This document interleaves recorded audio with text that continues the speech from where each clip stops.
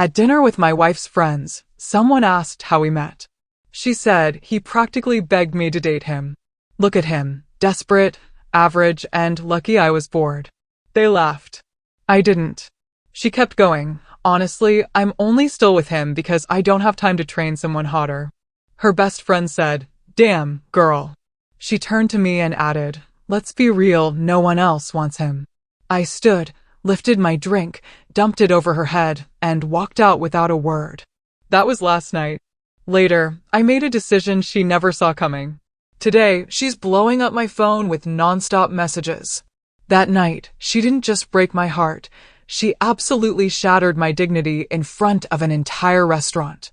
What she didn't realize was that her cruelty wouldn't just end our marriage, it would ignite my freedom.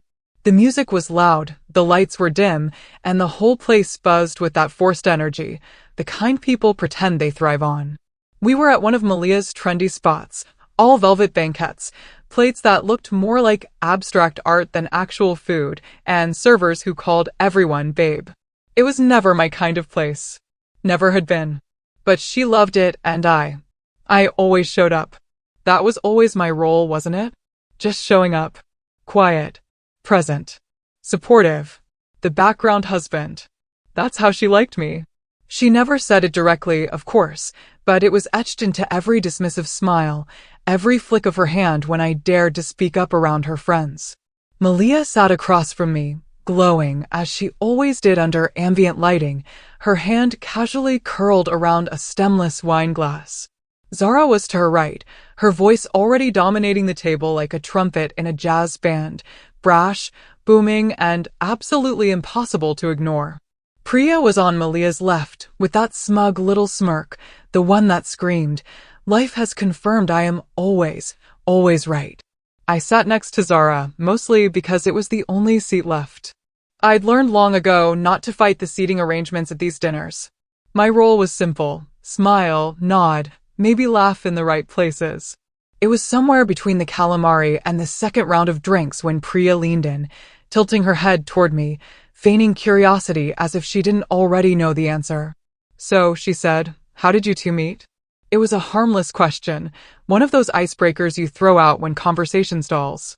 And it was the kind of question I was used to answering, because the real story? That was a good one. Sweet, actually.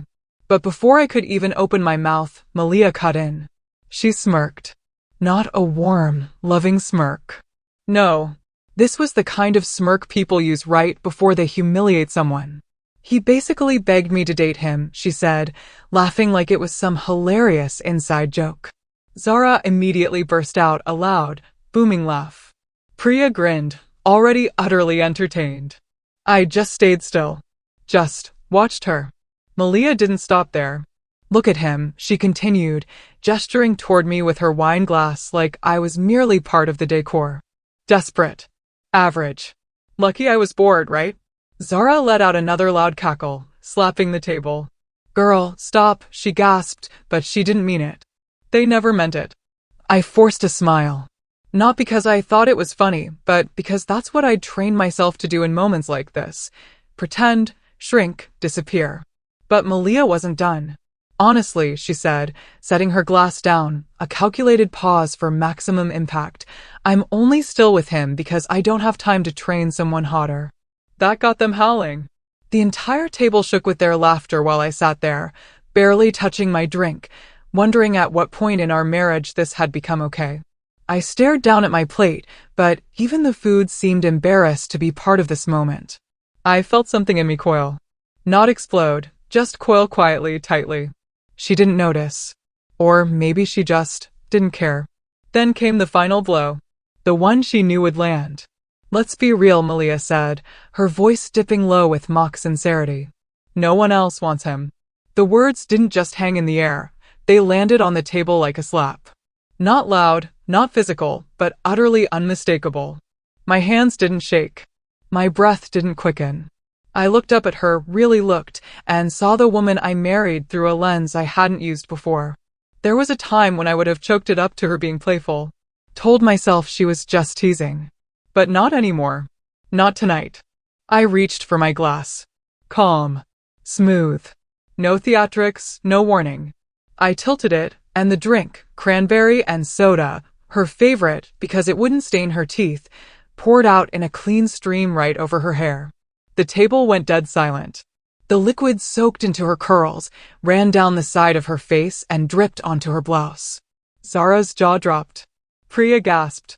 Malia didn't move at first, just sat there in disbelief, frozen mid-laugh. I stood up, pulled a few folded bills from my wallet, placed them under the lip of my untouched plate, and tucked my chair back in with care. I didn't say a word. I didn't look back. I walked out through the murmurs and gasps and clinking glasses of nearby diners who had definitely noticed the spectacle. I didn't stomp. I didn't slam the door. I didn't even hesitate. Outside, the air was cooler than I expected. Crisp. Clean. Untouched by her perfume or their noise.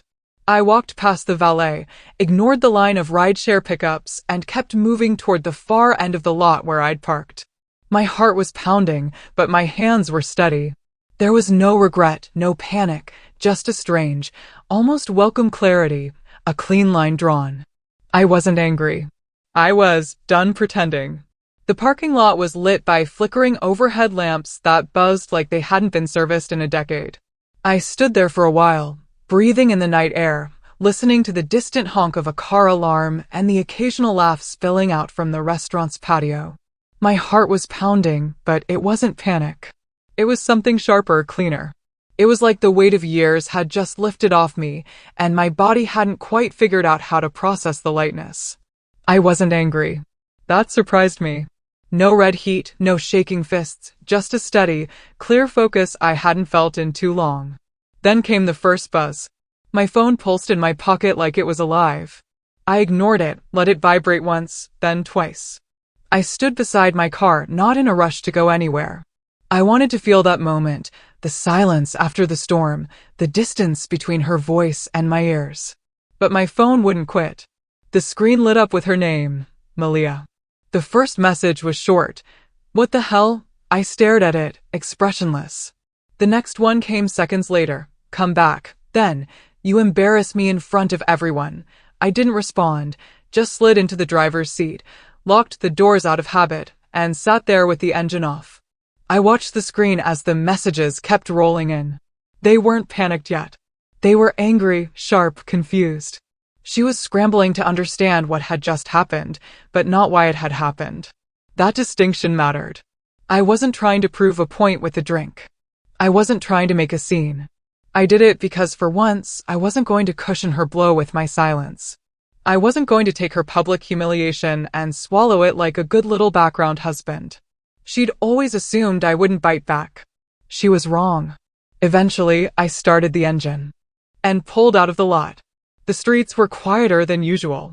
Or maybe they just felt that way. I drove aimlessly for a few blocks before heading home. Our house was dark when I arrived. I parked on the street instead of pulling into the driveway.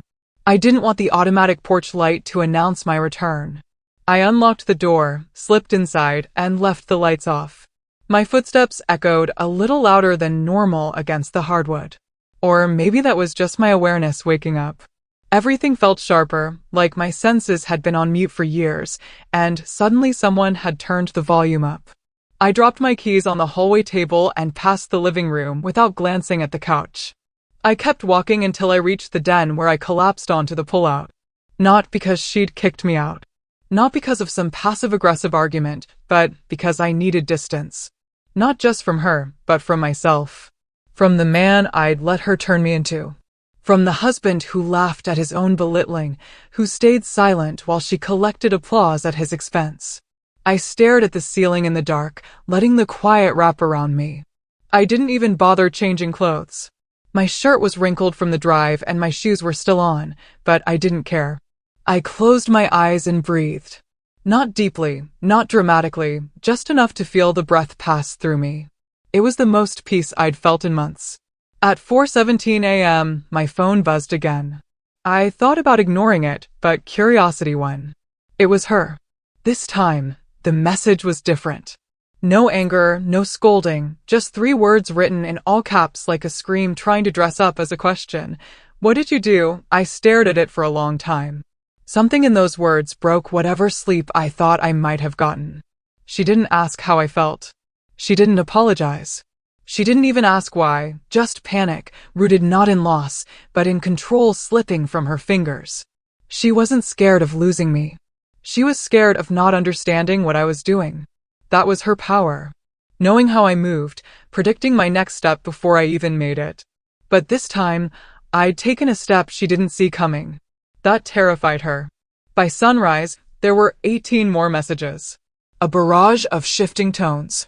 Some were pleading, "Please just talk to me." Others tried humor. Okay, you made your point. A few were cruel again. "I can't believe you're this petty." I read them all in order, like scrolling through the stages of her unraveling. None of them reached me. Not really. I was too far past the point of wanting to be understood. I brewed coffee in the quiet kitchen while the sun broke through the slats in the blinds. I didn't turn on music. Didn't check the news. I sat at the table with my mug and stared at the wall, thinking. Not plotting, not daydreaming, just processing. My thoughts were slow, deliberate. It was the first time in years I didn't feel like I had to make room for someone else's expectations before I could hear my own. Around noon, I heard the knock. Soft, but not hesitant. A kind of knock that said, "I already know I'm not welcome, but I'm here anyway." I didn't answer right away. I didn't rush. I finished the last sip of coffee, rinsed the mug, and set it in the drying rack. Then I walked to the front door, unlatched the bolt, and opened it. Malia stood there, holding her phone like a shield. She looked tired, but not messy. Her hair was up, her clothes neat, but her eyes were wide in that way that people wear when their foundation is cracking. She looked at me like I was the one who had changed the story halfway through the script, and now she didn't recognize her lines anymore.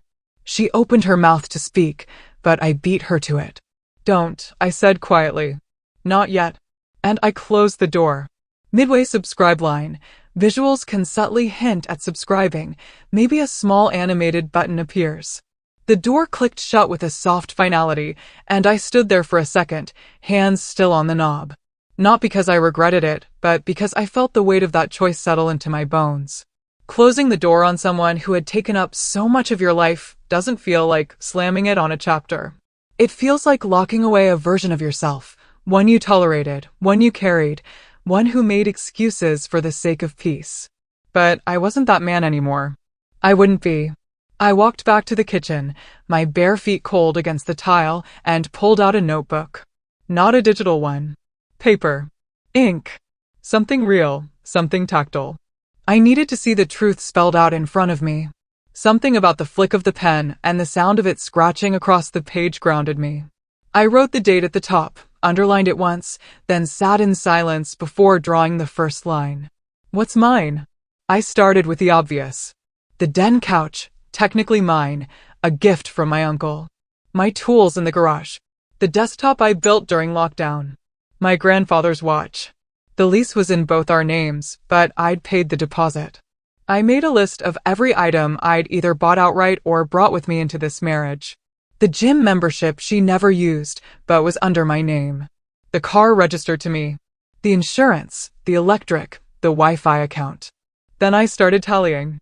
But before I got to the numbers, I paused. This wasn't just about property. It wasn't about what I could legally take or what I paid for. That was surface.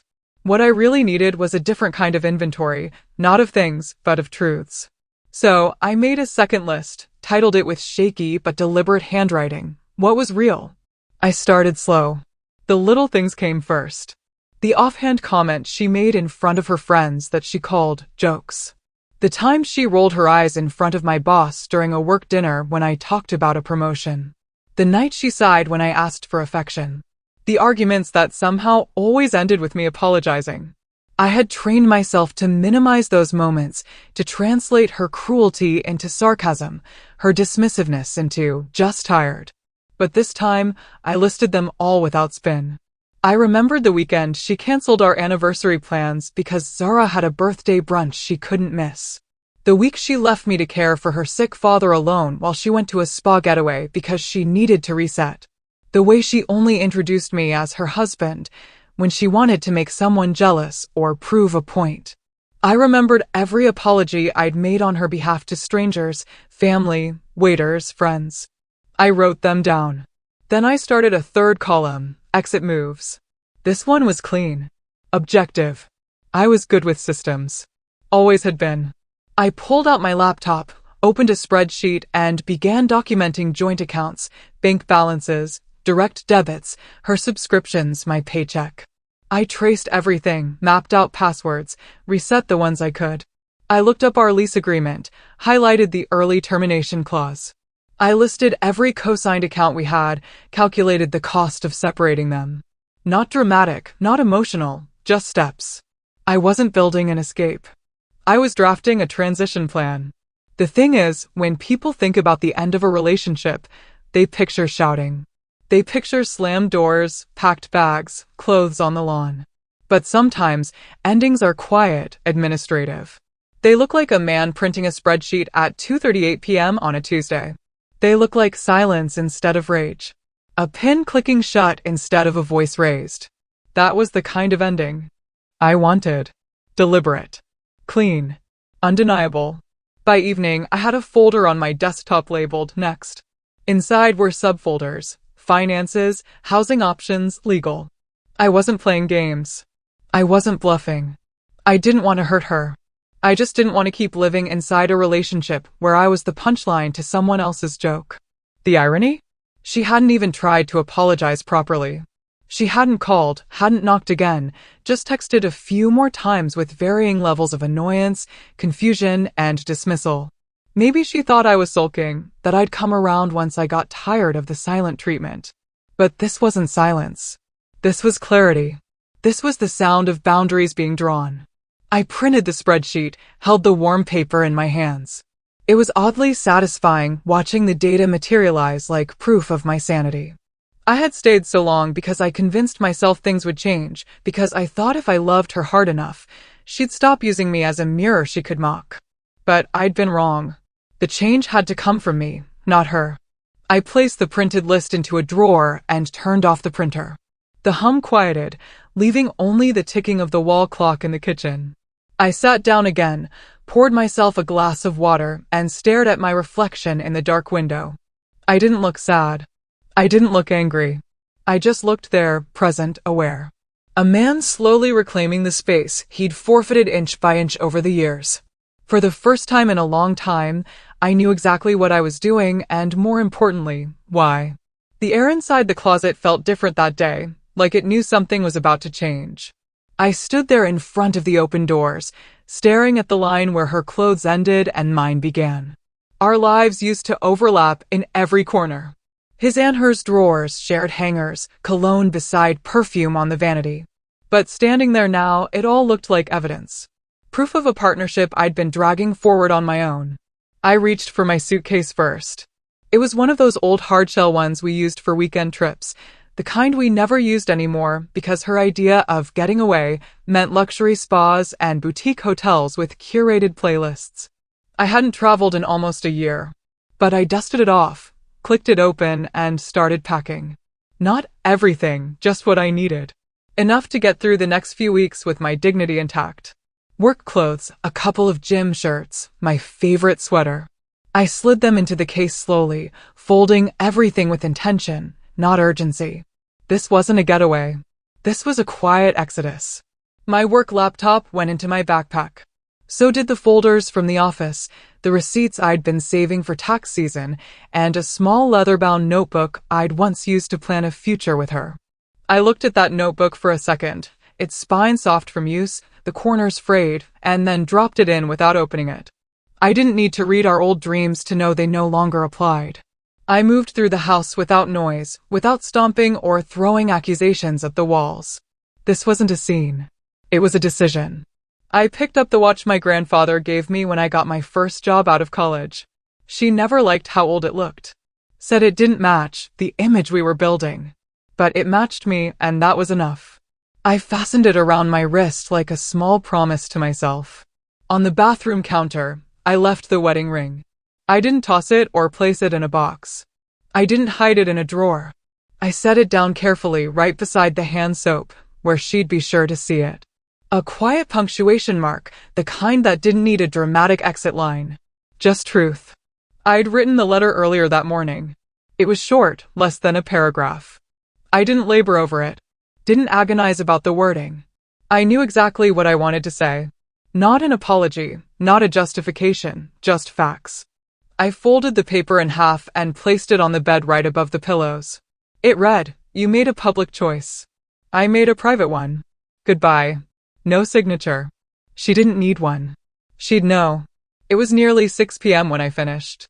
The golden hour light spilled into the living room, casting soft shadows on the hardwood floor. I walked through it one last time, running my fingers along the edge of the dining table, the one we bought after our honeymoon when we thought we'd host people, build a home full of laughter. We hosted twice. After that, she said it was too much effort. I unplugged my phone from the charger, grabbed my keys, and paused at the door, not out of hesitation, just reflection. This had been my life for 5 years. The walls had heard me at my best and worst. They'd watched me become the version of myself that bowed to her every opinion, swallowed every insult for the sake of peace. But peace never came. Only smaller and smaller pieces of myself chipped away until I wasn't sure what was left. Now I knew. I was the man who walked away when staying meant losing himself. I stepped outside into the fading evening light. The street was calm, no cars passing, no neighbors watching. I slid my suitcase into the trunk, closed it gently, and got behind the wheel. I didn't look back at the house, not because I wanted to be cold, but because I didn't need one last glance to validate my choice. I'd already said everything that mattered. I drove with the windows down. Not fast, not aimlessly. I had a place in mind. A friend had offered me their spare room weeks ago when they noticed I'd been pulling away from things, asking strange questions about lease transfers and mailbox keys. I told them I was just planning ahead.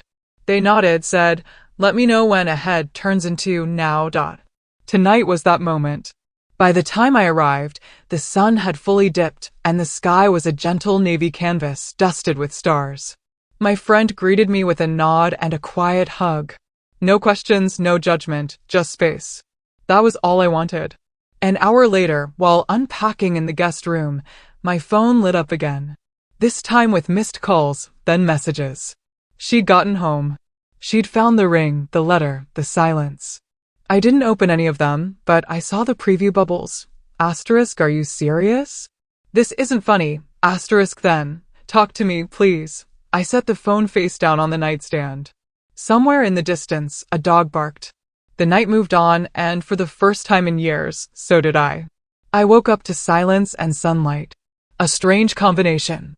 It wasn't the kind of silence that comes from tension, like waiting for an apology that never arrives, or a door slam that's been rehearsed in someone's head. No, this was the real kind. The kind that fills a space with peace, not pressure. I blinked against the light bleeding through the blinds and sat up slowly, feeling the unfamiliar mattress beneath me. The guest bed was firmer than I was used to, but I didn't care. I'd slept through the night. No tossing, no flinching at the creak of the floorboards. Just rest. Full, uninterrupted rest. That alone told me I'd made the right decision. By the time I poured my coffee and settled in front of my laptop, the group chat had already erupted. Not my group chat, obviously, but people talk. Screenshots fly. Even Malia's inner circle had cracks in it, and someone somewhere decided I had the right to see what was unfolding. The first message came from Priya. Timestamped 8:03 a.m. Asterisk, where's your husband? People are talking. Asterisk, I sat back, watching the words glow on the screen. There was no venom in it. No judgment, just curiosity, but it was enough to shake Malia. I knew her well enough to imagine the panic that would crawl up her spine when she realized she wasn't in control of the narrative anymore. Zara replied 5 minutes later, trying to lighten the mood the only way she knew how. Asterisk, girl, you broke him. What did you do? Asterisk, that one made me chuckle. Not because it was funny, but because it was the kind of joke they used to make about me without hesitation. I was the harmless one, the pushover, the man who'd been reshaped into a background prop in his own marriage. A character they could use for their punchlines and then forget existed once the scene moved on. Then someone, still not sure who, leaked the full dinner story, word for word. How it came out, I don't know. Maybe a nearby diner had caught wind of it and posted something. Maybe one of her friends had enough decency left to realize this time she'd crossed a line that couldn't be edited out of the highlight reel. But there it was, floating through mutual friends' feeds and side conversations like wildfire. No video, just a recounting, but it was vivid, real enough to paint the scene with brutal clarity. People stopped laughing. The shift was immediate. Reactions started surfacing like oil on water. Some were shocked, others defended her at first. Asterisk, she's always been playful. It was a joke, asterisk, but the responses that stuck were the quiet ones. The ones that said, wait, he poured the drink and didn't say a word. That was the detail that landed hardest. Not the insult, not even the cruelty, but my silence, my calm. Asterisk, someone wrote, I'd leave too. Another added, that's not a joke. That's disrespect. Asterisk, she tried to spin it, of course. Malia never let a narrative run without inserting her own version first. She dropped a few texts into the chat around lunchtime, trying to act confused. He's just sensitive, she typed. You all know how he gets. No apology, no accountability, just the usual cocktail of deflection and insult. Then came the follow-up. Asterisk, he's insecure. He hates being around confident women.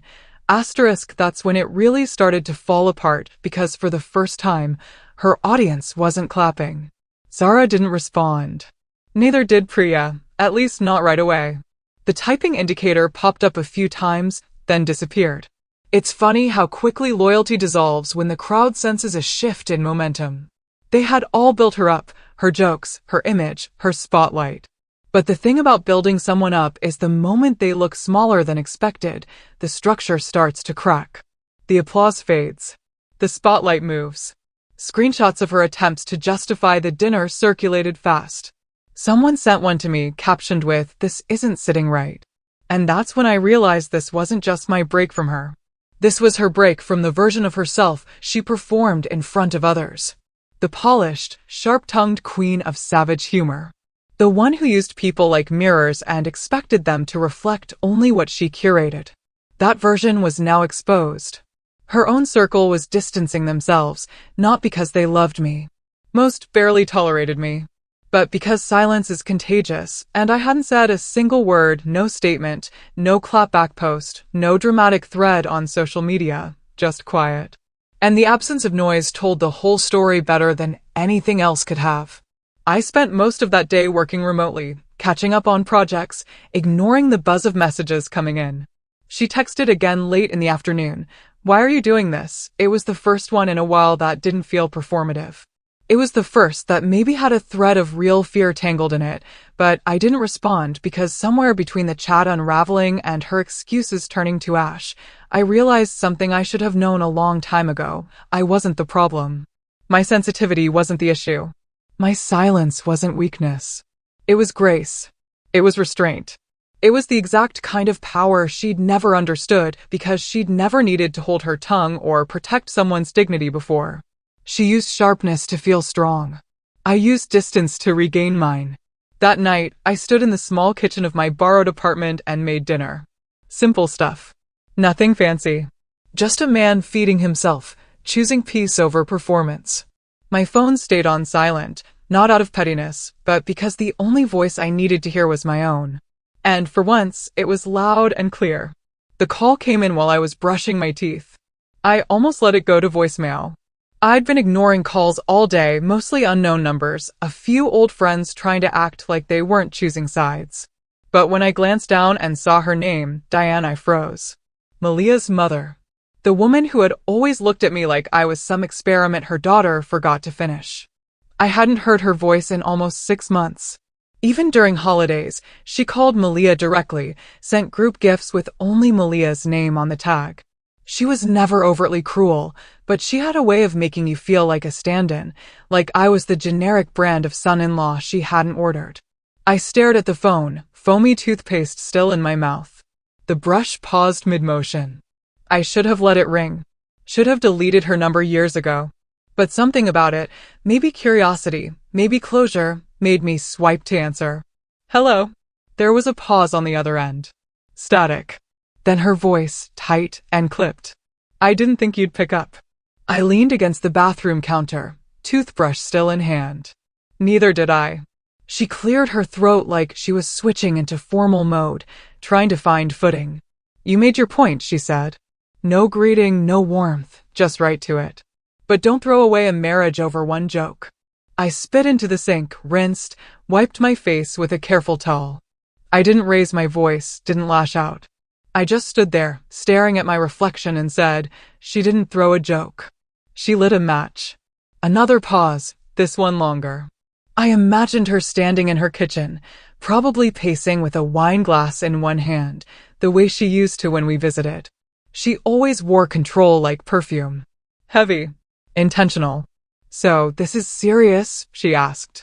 That's what did it for me. The slight disbelief tucked behind her words, like she couldn't imagine a version of events where I wasn't overreacting, where Malia wasn't the misunderstood one. Diane had spent years shaping her daughter into a woman who could twist perception into power. This was just another moment for her to reel it all back in. I breathed in. Let the silence settle. I'm not angry, I said finally. I'm just done. The line went quiet again. I didn't fill it. I let her sit in it. Eventually, she sighed. Not a tired sigh, an offended one. So, you're leaving over a dinner comment? I shook my head, even though she couldn't see me. I'm leaving over a marriage that made me feel like I didn't matter. That comment was just the receipt. She didn't respond. I heard the sound of a glass being set down, maybe on granite. Then the line disconnected. She hung up. I stood there for a long time after that, staring at the dim reflection in the mirror, not feeling triumphant, not smug, just steady. Like each time I held a boundary, a brick got laid beneath my feet. A stronger foundation, one built for me and no one else. I didn't need her to agree. I didn't need her to understand. But I knew one thing with certainty, she'd tell Malia, and that would set off the next storm. Sure enough, 2 hours later, my phone started buzzing again. Malia's number. I didn't answer. Then the text came, did you seriously talk to my mother? Followed by, asterisk, she's freaking out. Why would you drag her into this? Asterisk, and finally, the one that made me laugh out loud in the quiet apartment, you're being so dramatic, dramatic. That was her word for anything she didn't want to deal with. My hurt? Dramatic. My silence? Dramatic. Me not being available to carry the weight of her ego every time she stumbled? Dramatic. It was like the word dramatic had become a defense shield. Say it enough times and maybe the other person will start questioning themselves. But not this time. That night, I went for a walk. No destination, just steps, one after another under streetlights and late-night quiet. I passed houses with soft porch glows and heard muffled TVs through the windows. People curled up in their chosen lives, not realizing how fragile those choices can feel when you're the only one holding the thread. When I got back to the apartment, I had another voicemail. I debated playing it, but I knew her voice too well to resist. I put the phone on speaker and set it on the counter as I made tea. Her voice was softer this time. I talked to my mom. I don't know what you told her, but she's acting like I cheated on you or something. This is ridiculous. You're blowing everything out of proportion. A pause, then a sigh. Please, don't do something we can't take back. We. She still thought we were a we. That's what hit me. Not the lack of apology. Not even the gaslighting. Just that word. She hadn't noticed that I'd already left the concept of we behind days ago. When I packed my bag, when I laid down the ring, when I closed the door, there was no we. There was her and there was me. And now, finally, there was space in between. I didn't look up when she walked into my office. I didn't need to. I knew it was her the second the door opened and the familiar perfume hit the air, sandalwood and citrus, the one she always oversprayed before parties. I had just opened a spreadsheet, half listening to the soft hum of the air conditioning, when I caught the sudden silence in the reception area. That kind of silence only happens when someone walks in that doesn't belong. I heard my assistant's voice falter, then a faint, he's with someone right now, but Malia's heels clicked forward anyway. I looked up when the door creaked open. She was standing there in a navy blue dress. hair slicked into a bun like she was heading into court or church. The irony was thick. Her eyes were glassy, the kind of red around the edges that told me she'd cried on the way over, but made sure her makeup stayed perfect. Her lip gloss shimmered under the ceiling light. I watched her close the door gently behind her and exhale like she was bracing herself. "Can we talk?" she asked. I didn't say no. Didn't say yes either. I just motioned to the small lounge room off to the side, a space with 2 armchairs, a faux ficus in the corner, and a coffee table no one ever used. She walked in like she'd been there 100 times, because she had. All those nights she'd stopped by to support me, just to spend the entire time scrolling through her phone and complaining about how boring the office looked. She sat down, crossed her legs, and folded her hands in her lap. I stayed standing for a second longer, watching her. She looked small, not physically, but smaller than the version of herself she performed for the world. She wasn't playing to an audience now, just me. She started crying before she even spoke. I watched her mouth quiver, then twist as the words choked their way out. "I didn't mean it." I waited. "You know, I didn't mean it." Her voice cracked. "It was just a joke. That's how I am. You've always known that." She looked up at me like she expected me to reach for her hand or wipe a tear or say something like, "I know. It's okay." But I didn't. I sat down across from her and folded my arms. "You know what hurts?" I said finally. "Not that you said it, but that you said it with people watching. Like I was nothing. Like I was a safe target you could dress up in mockery." She blinked fast. "It wasn't like that." "Yes, it was." I kept my tone level, calm, not cruel. "It was exactly like that." She wiped her face and leaned forward. "So, you're ruining your life over a dinner?" I stared at her. That sentence told me everything. "No," I said, "I'm walking away from a pattern. That dinner was just the receipt." She laughed bitterly. "You think you're the only one who's been unhappy?" "I never said I wasn't flawed," I replied. "But I never humiliated you. I never put you down to win applause." She stood up then, pacing in the tiny space between the chairs like a bird that couldn't figure out where the glass ended and the open air began. "I've been under pressure, okay? My job's been insane. Zara's wedding planning has been nonstop. My mom's been on my back about everything." I said something stupid. "Why are you blowing it up like this?" "Because I finally realized that being with you costs me more than it feeds me," I said quietly. "And I'm done bankrupting myself emotionally just to keep you satisfied." She stopped walking, turned slowly. "You're really doing this?" "I am." She stared at me, breathing heavily like she'd run a race and hadn't won. "Do you want me to beg?" she asked, voice low. "No." Her face collapsed for a second. "Why are you being so cold?" I shook my head. "This isn't cold. This is me finally warm with my own honesty." We stood there in silence, her mascara holding on for dear life. She looked like she wanted to scream, but something told her it wouldn't land the way it used to. She had always relied on emotional chaos to bring things back to center. Say something outrageous, cry just enough, then reset the power dynamic. But I wasn't giving her the script she was used to. This wasn't a scene she could edit. She sat down again, this time slower, her voice smaller. "Do you still love me?" I didn't rush to answer. "I don't know," I said. "I loved you so long that I stopped asking what I needed in return. I think I confused love with loyalty." She wiped under her eyes. "And you don't think I loved you?"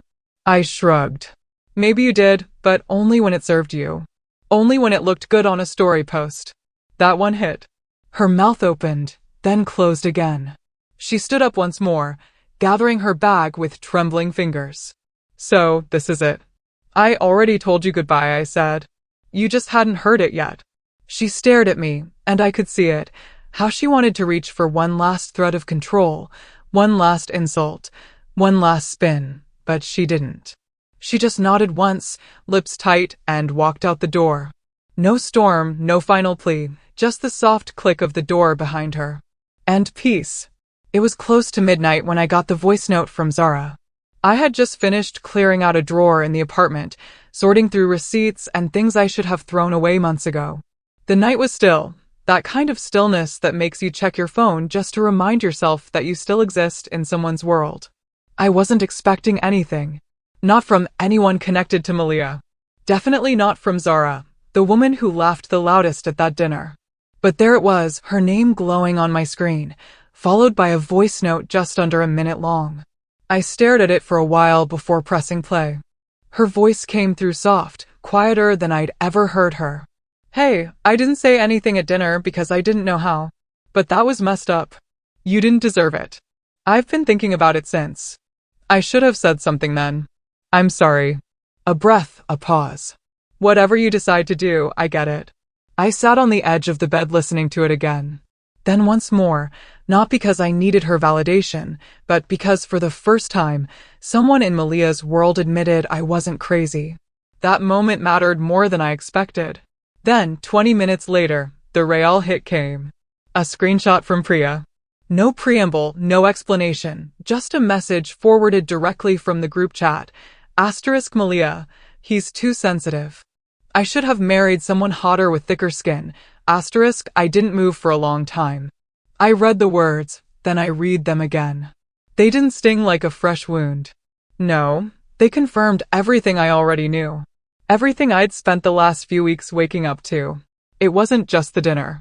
It wasn't even the years of casual disrespect. It was this.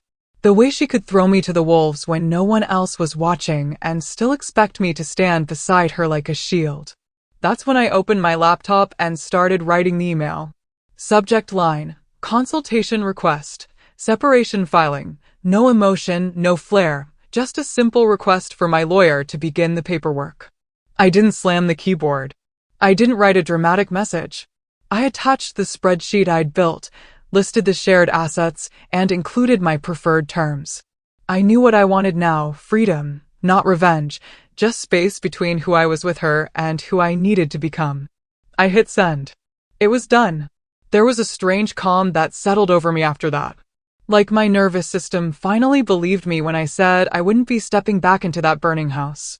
My silence, until now, had been a shield. But this time, it was a sword. A quiet, steady strike that said, no more. I set the phone down, not bothering to reply to Zara or Priya. There was nothing to say. Their words weren't bridges. They were overdue acknowledgments. I didn't need allies. I needed distance. Malia didn't text again that night. Maybe she sensed something had shifted. Maybe she was too busy rewriting the story for whoever would listen. That was her thing. Narrative control. She could humiliate me in public, then cry into her cocktail and say I was too soft to handle a strong woman. But even the people who clapped for her were starting to look confused. That much was obvious now. The next morning, I woke up earlier than usual. There was sunlight on my face before I even opened my eyes, and for once, it didn't feel invasive. It felt like something new, a signal. I stood in front of the mirror, brushing my teeth slowly, thinking about how many years I'd spent trying to fix the way she saw me instead of just fixing the way I saw myself.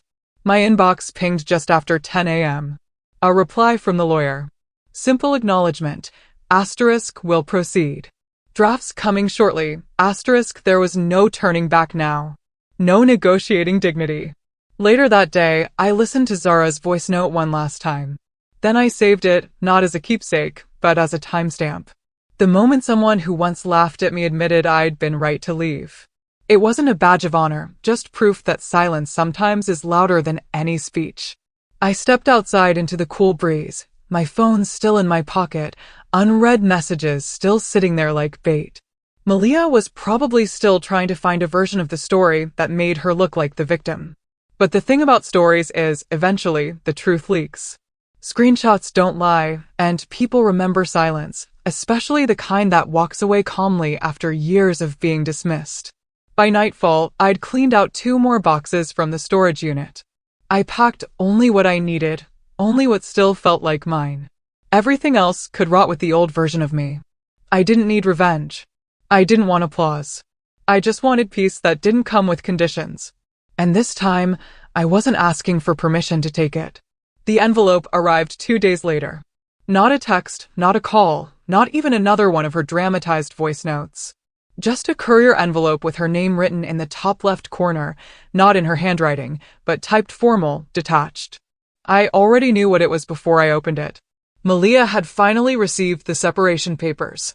I stared at the envelope on the kitchen table for a while, sipping my coffee slowly, not because I was nervous, just because I knew this was the moment everything became real to her. She hadn't believed I'd go through with it. Maybe she thought this was just another one of our cool downs. A few nights apart. Some cold shoulders. Then a reconciliation framed with forced laughter and new rules that only applied to me. But this wasn't that. This was final. She texted that afternoon. Just 3 words. You're serious? I didn't reply. What was there to say? My silence had done more in the past 2 weeks than my voice had managed in the past 5 years. Anything I said now would be bending backward into the narrative she was still trying to salvage. And I had no interest in helping her rebuild the fantasy. She followed it up with another, so this is how you handle conflict. Funny, that word, conflict. Like what happened at dinner was just a small difference in communication style. Like I'd misheard her calling me desperate and unwanted. Like I was being immature for not wanting to be the willing butt of her jokes anymore. I put my phone face down and left it there. I had work to do, groceries to get, and peace to protect. That evening, she started posting. I don't know if it was for me or for her followers or just for her own delusion. But she started with the vague story slides. A black screen with white text. Some people just can't handle a strong woman. Then another. Imagine walking away because your ego is louder than your heart. The usual hashtags, quotes, half-truths dressed as empowerment. Then came the comments. At first, they rolled in the way they always did. Heart emojis. So true replies. Friends trying to hype her up. But this time, they didn't all stay loyal. Something had shifted. Screenshots were being passed around. Her words from the group chat, the dinner story, the voice note from Zara that somehow made it into the hands of one of their mutual friends. The whispers weren't whispers anymore. One person commented, "Wait, is this about what happened at dinner?" Another wrote, "Didn't you call him average and say no one else wanted him?" She tried to delete a few, but they multiplied. People love a scandal until they realize they're clapping for a villain. Then came the fallout. Her boss, yes, the same one she constantly bragged about impressing, apparently caught wind of the whole thing. Someone forwarded the screenshots to HR, and though it didn't lead to formal action, it shifted the air around her. The glow dimmed. Meetings became colder. Respect retreated. Even her gym trainer, who had trained both of us for a while, asked her flat out one morning what really happened at that dinner. He messaged me later that day, said he didn't want to take sides, but hoped I was doing okay. I told him I was better than okay. I was free. Her friends began peeling off one by one. Zara unfollowed her first, then Priya. I didn't revel in it, but I noticed the empire of influence she'd built, post by filtered post, started to crack. Not because I tore it down, but because she'd built it on my silence. And now that I'd stopped offering it, the scaffolding collapsed. It's strange watching someone lose the stage they thought they'd never stepped down from. Watching the audience shift in their seats, the applause slowing, the lights dimming. It wasn't revenge. It wasn't satisfaction. It was confirmation. I didn't need to yell. I didn't need to campaign. All I had to do was walk away and mean it. I spent that week boxing up the last of my things from the storage unit and finalizing the next phase of my life. Nothing grand, nothing flashy, just new passwords, new subscriptions, a bank account with only my name on it. It felt good to open things for myself again. Simple things, a new set of bed sheets, a lamp I actually liked, a mug that didn't come from one of her networking retreats. Somewhere in the middle of that week, she sent one more message. It was long, a paragraph full of soft words, regret, a hint of accountability, but also that usual undertone of manipulation. "I'm sorry for how it made you feel," she wrote. Not "I'm sorry for what I said," just enough to bait empathy. Not enough to take responsibility.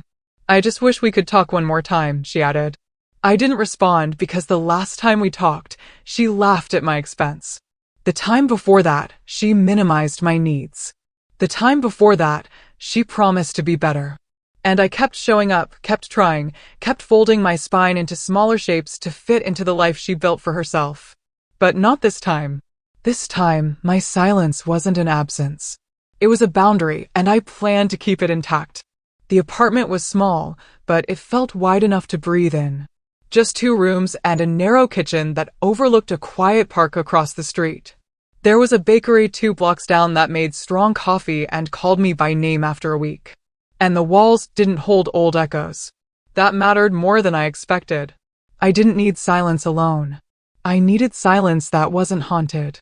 No sharp tones, no walking on eggshells, just the sound of keys in the lock and the hum of my own breath.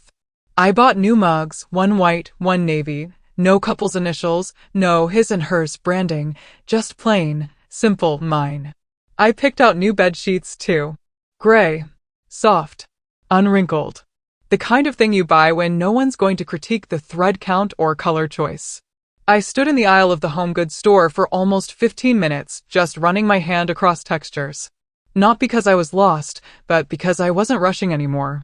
I was choosing again. Without permission. Without compromise. There was no drama in the move, no final confrontation. I didn't leave things unsaid. I didn't check her profile. I didn't wonder how she was spinning the story now. That part of my life had gone quiet. And it wasn't because she stopped trying. It was because I stopped responding. The last message came on a rainy Thursday morning. The sky was gray and the park outside was empty except for 2 women jogging in matching pink windbreakers. I had just sat down with my coffee when my phone vibrated once. Just once.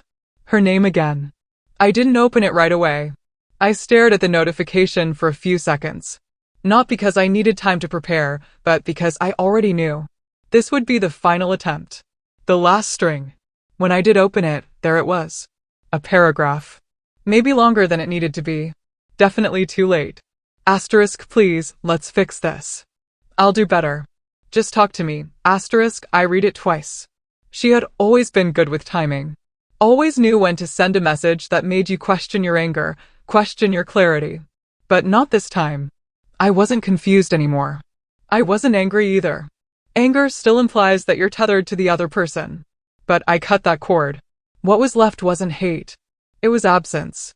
A calm void where chaos used to live. She didn't say, I'm sorry, until the 3rd sentence in. She used words like we again as if we still existed. She mentioned memories like they were tools. That vacation to Santorini, the night we got snowed in, the way I used to make her tea when she was sick, they were true moments. But moments can't hold up the weight of years. Not when those years were spent slicing someone slowly and calling it flirting. I stared at the message, thumb hovering above the keyboard. I could have responded, could have said, I wish you well. Could have offered closure. But here's the thing. No one tells you about closure. You don't owe it to the person who broke you. You give it to yourself. So I left her on read. Not to hurt her, not to win, but because that silence, that was my final word. And she would hear it louder than any reply. I went for a walk after that. No destination, just the familiar loop around the park. The breeze was cool, the kind that makes you zip up your jacket and slow your steps just enough to think. I passed the playground where a little boy was pushing his sister on the swing and smiled to myself. I had started to notice things again. That was the real shift. Not the apartment, not the solo dinners, not the bed with only 1 pillow, but the noticing. The way the leaves curled when the wind hit, the scent of rain on pavement, the way peace doesn't announce itself. It just sits there, waiting for you to finally arrive. When I got back, I turned off my phone, placed it in the drawer, brewed another cup of coffee, sat on my small balcony, and watched the world keep turning. There would be more messages. Maybe not from her, but from people who wanted to know what really happened, or those who just couldn't sit still without a drama to feed on. But I wouldn't be answering. I didn't need to explain why I left any more than I needed to justify why I stayed as long as I did. What mattered was that I left. What mattered was that I came back to myself. It took 1 sentence at a dinner table to light the fuse. But the explosion didn't destroy me. It cleared the space. And in that space, I could finally build something better. Narrator looks directly into the camera, a thoughtful, calm expression. This whole journey taught me so much about the quiet power of walking away. I'm curious, what would you have done in my place? Or have you ever found your own quiet strength after someone tried to dim your light? Let me know in the comments below. I truly want to hear your thoughts.